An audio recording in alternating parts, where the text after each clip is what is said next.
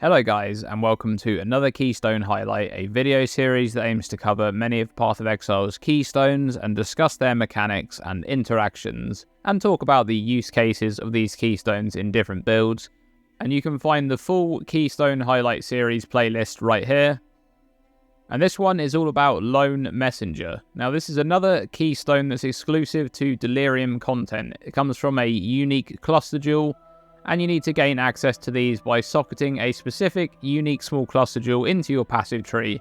So being a cluster jewel, it must go in an outer socket, or a socket which extends from a medium or large cluster jewel. And once you've socketed these jewels, you'll then be able to allocate the keystone for an additional passive point.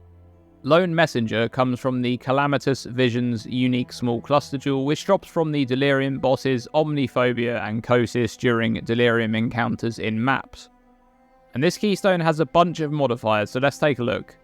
You can only have one Herald, 50% more effect of Herald buffs on you, 100% more damage with hits from Herald skills, 50% more damage over time with Herald skills, minions from Herald skills deal 25% more damage, and your aura skills are disabled.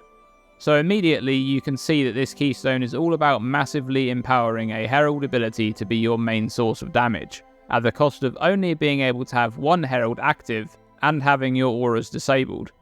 And Lone Messenger is not very popular right now, and this has largely been the case following the changes in 3.16, which made defensive auras like Determination and Grace significantly more useful. And in the patch prior to this, in 3.15, support gem cost and reservation multipliers were heavily modified across the board, which made investment into Herald abilities as a main damage skill much more expensive, or sometimes not even viable at all. And one of the biggest losers of those two patches combined were the builds that were running Herald of Thunder and Herald of Agony as main damage abilities. And this is because prior to this, things like Herald of Thunder auto bomber builds were quite popular, and the limited access to defenses on most builds didn't rely on reserving auras like they do now. And so by using Lone Messenger in the current game, these builds lose access to some of the more standard defensive mechanics that almost every other build is using. So Herald builds haven't been particularly favourable since then, and so this keystone hasn't been very favourable either. But in Crucible, about 0.4% of players in the Softcore Trade League are using this, and a much lower play rate in the other leagues. So there's still a small representation there, and the large majority of these builds are Elementalist Herald of Thunder auto bombers. So let's first take a look at the downsides of Lone Messenger. You can only have one Herald, and your aura skills are disabled. The first modifier limits the total amount of Herald abilities that you can have reserved at any one time. So you can't use this keystone to reserve a bunch of Herald abilities at once and benefit from the 50% more effect of Herald buffs. This is going to limit the keystone's use to your single main damage ability, likely being the one Herald that you're using. And the second modifier disables any aura skills that are available to you. You won't be able to activate them under any circumstances, so you can't reserve them against mana or life, you can't use them with the Eternal Blessing support, you can't use them with Divine Blessing either.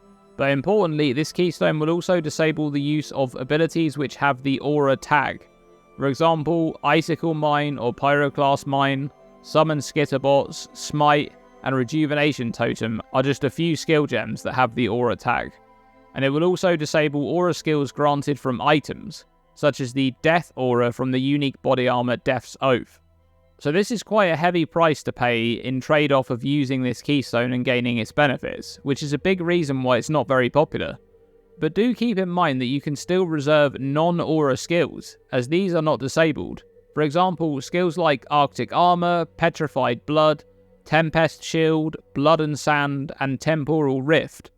You can make use of the Aspect reservation skills too. Aspect of the Avian, Aspect of the Cat, Aspect of the Crab, and Aspect of the Spider. These abilities are also not auras, and you can find them on bestiary unique items, or on items with beast-crafted affix, which grants access to these skills. And to make room for extra reservations, since you'll likely have a 6-link Herald ability which will eat up a large chunk of your mana pool, you can consider using the Coming Calamity, a unique body armor which fixes the reservation of Herald skills at 45% of mana. This means that the skill will always reserve 45% of mana, whether it has no support gems or 5. And this is useful to allow room to reserve other skills mentioned previously, and the body armor also provides a nice boost to Herald gem levels, and some stun avoidance too. Alright, so let's take a look at the upsides of Lone Messenger. 50% more effective Herald buffs on you, 100% more damage with hits from Herald skills, 50% more damage over time with Herald skills, and minions from Herald skills deal 25% more damage. These modifiers can provide a massive increase to damage for builds that are using a Herald skill as their main damage ability. However, it's fairly unlikely that you will be benefiting greatly from multiple of these upsides in the same build. For example, a Herald of Thunder Autobomber build would gain a huge amount of damage from the modifier which grants 100% more damage with hits from Herald skills, but it wouldn't gain much from the other modifiers, because Herald of Thunder's strike damage is considered to be secondary damage, so it does not gain the flat damage added to spells from its own buff, which means the 50% more buff effect of Herald buffs on you modifier would only improve the damage of any other abilities you may be using, for example the ones triggering Herald of Thunder.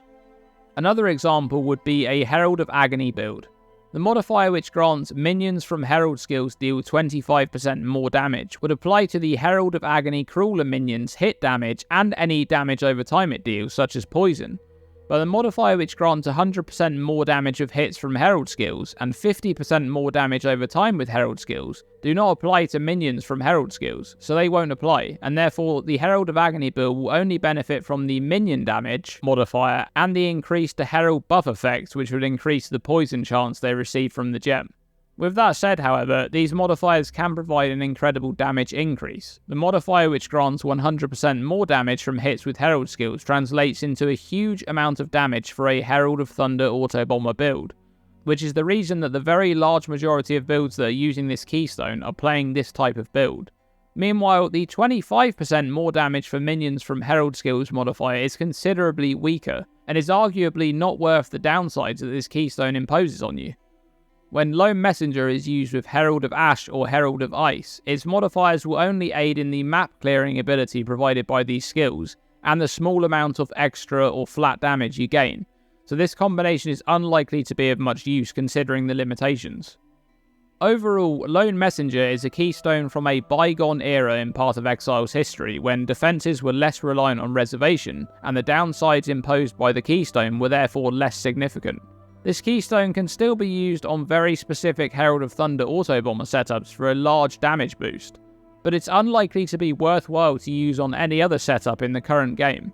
Lone Messenger could become more useful again in the future with large overhauls to Herald abilities, or more support for this kind of archetype on unique items, the passive tree or ascendancies, or direct changes to the Keystone.